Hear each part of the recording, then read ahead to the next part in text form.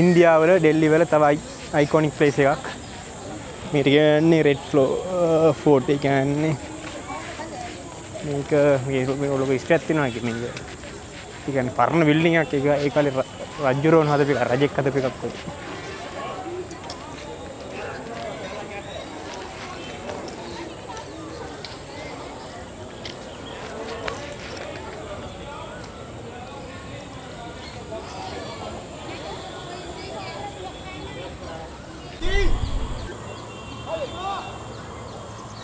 මේ මොනවද මේකට ආවොත් ඇතුළේ මිනිස්සුමුත් තියනවා වගේ.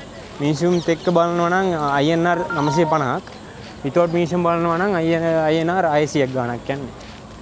මම ඒකට වෙලා නැහැ, මට ඉන්න මේ මූඩ් එක හරියන්නේ නැහැ. ඒ හින්දා මම ඇතුළට වී කරන්නේ, එළියේ ඉඳන් වීඩියෝ එකක් කරන්නේ. ලංකාවෙන් දැන් ඒ කාලේ මේ ඒ කියන්නේ බංගලාස් නැහැනේ. ඒ කියන්නේ ඒ කාලේ රජුරුවන් හිටපු තැන් නැහැනේ. නමුත් මෙහි එකක් තමයි මේ තියෙන ඩෙල්ලි වල. මෙතන ඩෙල්ලි සුල්තාන් නැත්නම් ඩෙල්ලි අක්බර් කියමුගේ මොකද තමයි මේකේ තියෙන්නේ. ලොකුම ලොකු එකක්.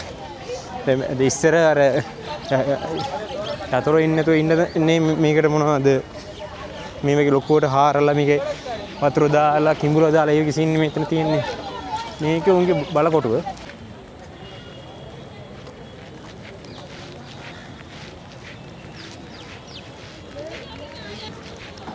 මේක තමයි එන්ට්‍රන්ස් එක එකේ.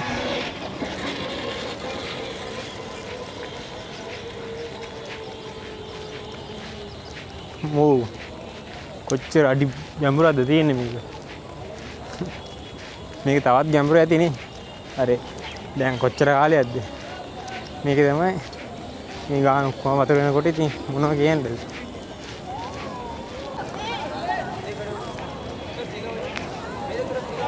hopefully මේක ඉස්සර කැල්ල. මේක තමයි ඉස්සර කැල්ල. මෙතන දැන් මේක එයාලගේ මොනවා හරි නැෂනල් ඉවෙන්ට්ස් වලට එයාලා යූස් කරනවා වගේ. එතන මේ ෆ්ලැග් හොස්ටිං කරන එකක් තියෙනවානේ. අතන ඉන්දියන් ෆ්ලැග් එක හොස්ට් කරලා තිනවා.